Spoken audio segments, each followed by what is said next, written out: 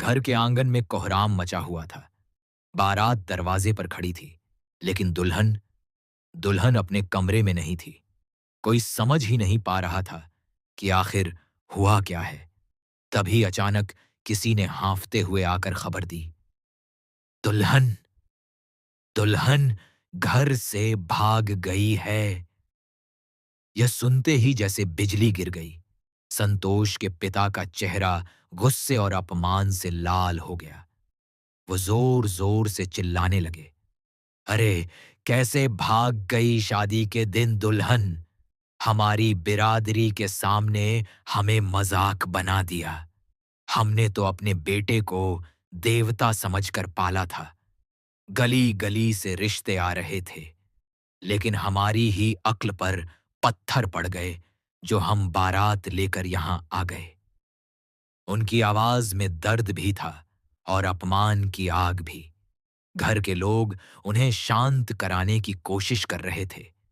बाबू सा, शांत हो जाइए, बाबू सा। लेकिन वो कैसे शांत होते? उनका गुस्सा फूट पड़ा। कैसे शांत हो जाऊं? पूरे समाज के सामने हमारी इज्जत मिट्टी में मिल गई।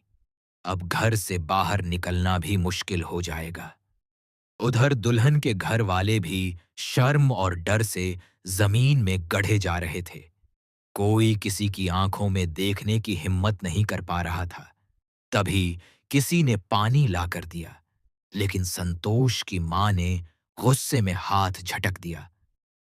नहीं, यहां का पानी पीने से अच्छा है जहर पी लूं, लेकिन इस घर का पानी नहीं पीऊंगी।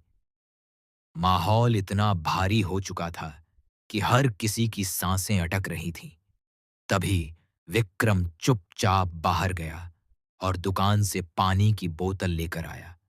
दुकान वाला भी हैरान था कि बारात का दूल्हा खुद पानी लेने आया है।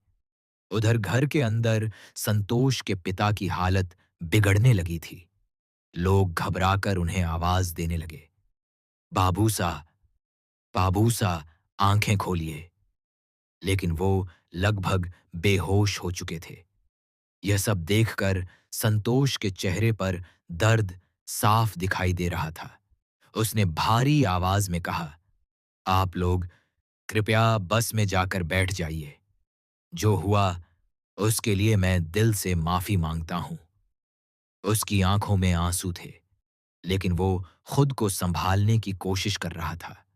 थोड़ी देर बाद बारात चुपचाप वापस लौटने लगी। ढोल नगाड़ों की जगह अब बस खामोशी थी। घर लौटते समय हर किसी के मन में सिर्फ एक सवाल था, आखिर दुल्हन भागी क्यों? लेकिन इस सवाल का जवाब किसी के पास नहीं था। उधर घर में संध्या चुपचाप बैठी रो रही थी। उसके बड़े भाई ने उसे समझाते हुए कहा, संध्या, जब हम छोटे थे ना, तो तुझे परेशान करके मुझे बहुत मजा आता था। तेरी आंखों में आंसू आते थे तो कभी बुरा लगता था और कभी अच्छा। लेकिन आज पहली बार ऐसा लग रहा है कि तेरे आंसू मेरी जान निकाल रहे हैं।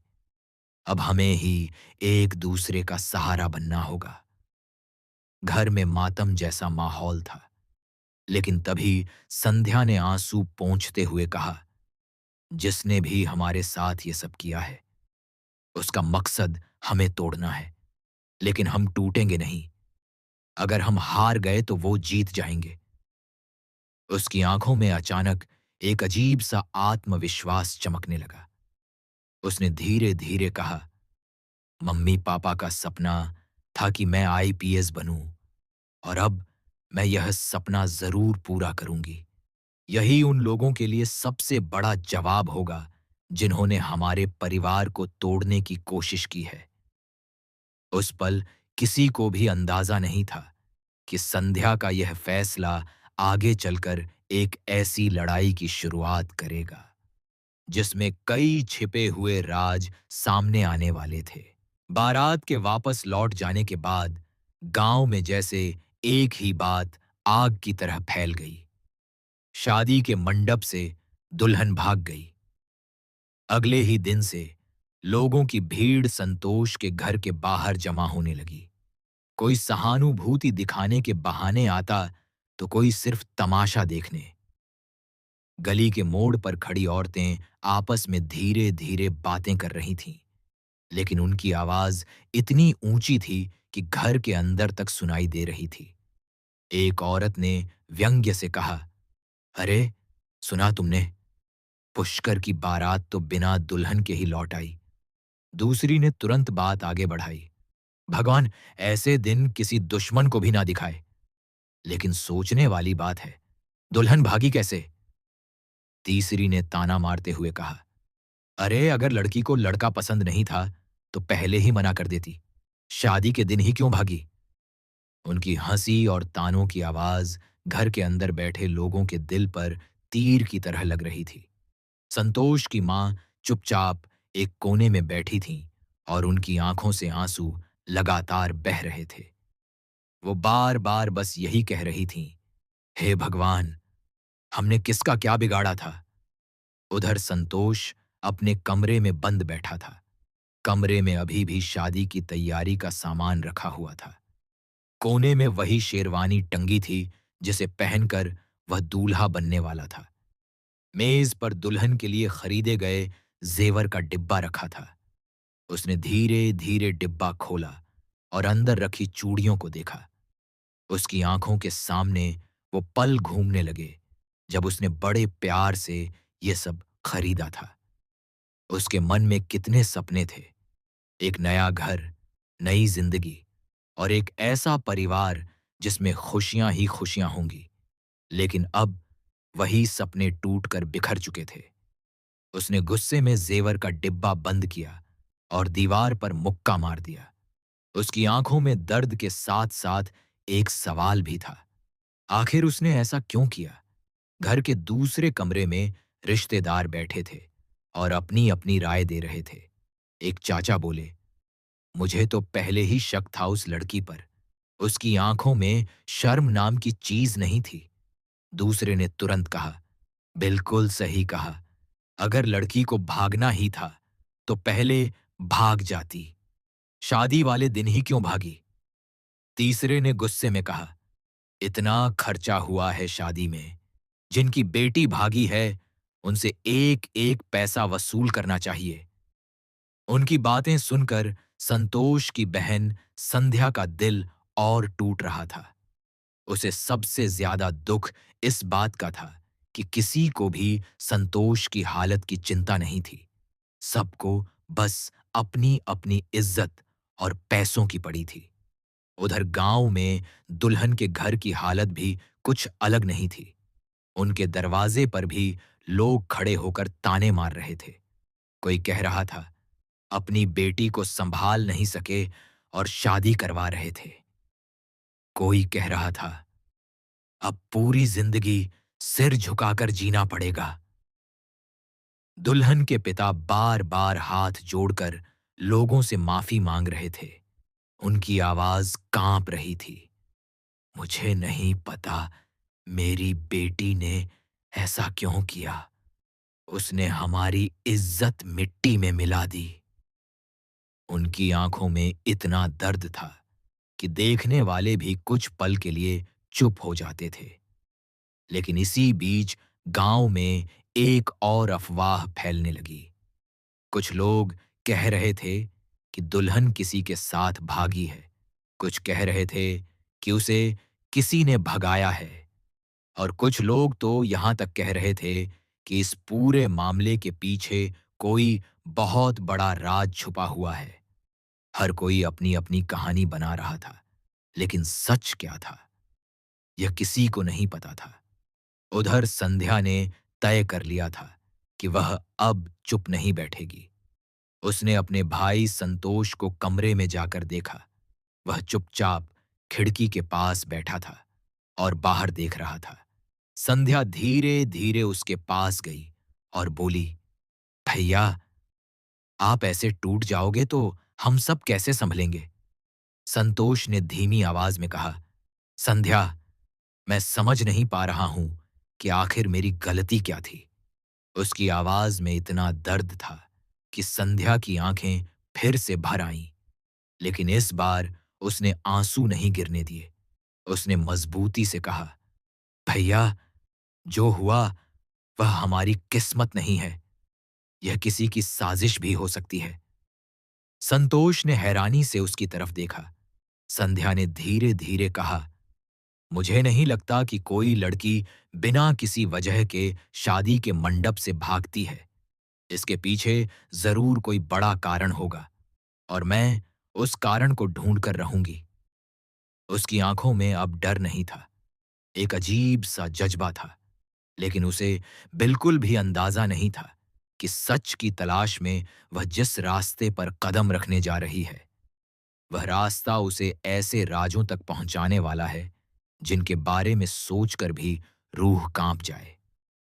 और सबसे बड़ा सवाल अब भी हवा में तैर रहा था। संध्या के मन में उठ रहा शक अब धीरे धीरे यकीन में बदलने लगा था।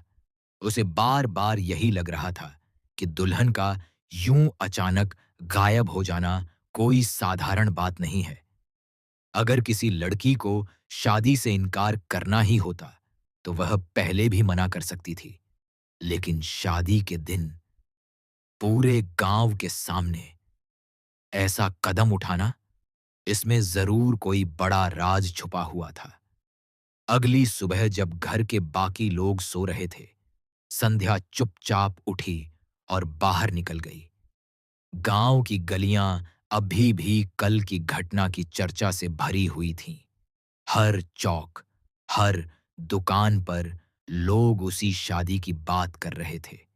कोई दुल्हन को दोष दे रहा था, तो कोई संतोष के परिवार की बेइज्जती पर अफसोस जता रहा था।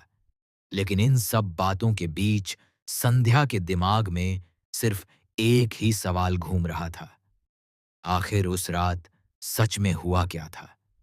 वह सीधे उस घर के पास पहुंची जहां से दुल्हन गायब हुई थी। घर का दरवाजा आधा खुला था और अंदर अजीब सी खामोशी फैली हुई थी। आंगन में दुल्हन के पिता सिर झुकाकर बैठे थे। उनका चेहरा इतना थका हुआ और टूटा हुआ लग रहा था जैसे रात भर में कई साल बूढ़े हो गए हों। संध्या ने धीरे से उनके पास जाकर कहा, चाचा जी, मुझे आपसे कुछ पूछना है। उन्होंने धीरे धीरे सिर उठाया। उनकी आंखों में दर्द और शर्म दोनों साफ दिखाई दे रहे थे। वो धीमी आवाज में बोले, बेटी, अगर माफी मांगने आई हो तो मत मांगो। गलती हमारी ही है, हम अपनी बेटी को समझ नहीं पाए। संध्या ने गंभीर आवाज में कहा, नहीं चाचा जी, मैं माफी मांगने नहीं आई, मैं सच जानने आई हूं। यह सुनकर वो चौंक गए। कुछ पल तक वो चुप रहे, फिर बोले, सच, सच तो यही है कि मेरी बेटी शादी के मंडप से भाग गई। लेकिन संध्या को उनकी बातों में एक अजीब सा डर महसूस हो रहा था, जैसे वो कुछ छुपा रहे हों।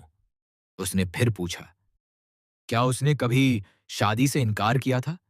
क्या वो किसी और को पसंद करती थी? दुल्हन के पिता ने तुरंत सिर हिलाया, नहीं, उसने कभी कुछ नहीं कहा।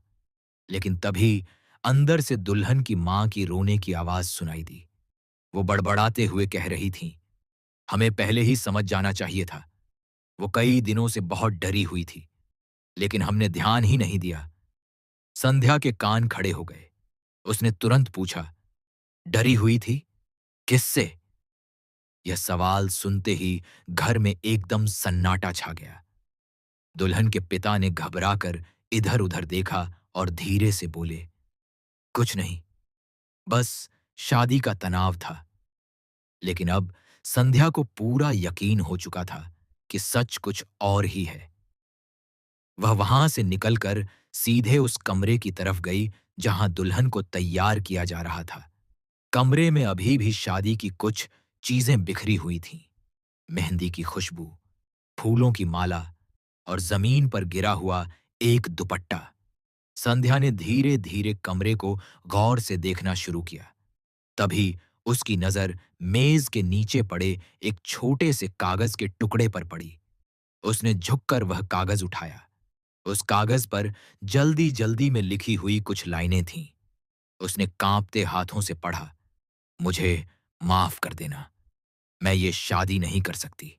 अगर मैं यहां रुकी तो मेरी और मेरे परिवार की जान खतरे में पड़ जाएगी। यह पढ़ते ही संध्या के पैरों तले जमीन खिसक गई। उसने तुरंत चारों तरफ देखा, लेकिन कमरे में कोई नहीं था। अब उसके मन में एक ही बात गूंज रही थी, अगर जान का खतरा था तो किससे? किसी ने दुल्हन को इतना डरा दिया था कि उसे अपनी ही शादी से भागना पड़ा। लेकिन असली डरावनी बात अभी बाकी थी, क्योंकि उसी समय संध्या को अचानक महसूस हुआ कि कोई उसे देख रहा है। उसने धीरे धीरे मुड़कर दरवाजे की तरफ देखा और दरवाजे के बाहर खड़ा एक साया तुरंत गायब हो गया। उस पल संध्या को समझ आ गया कि यह सिर्फ एक भागी हुई दुल्हन की कहानी नहीं है, यह एक खतरनाक साजिश की शुरुआत है। किसी ने दुल्हन को इतना डरा दिया था कि उसे अपनी ही शादी से भागना पड़ा। लेकिन असली डरावनी बात अभी बाकी थी, क्योंकि उसी समय संध्या को अचानक महसूस हुआ कि कोई उसे देख रहा है।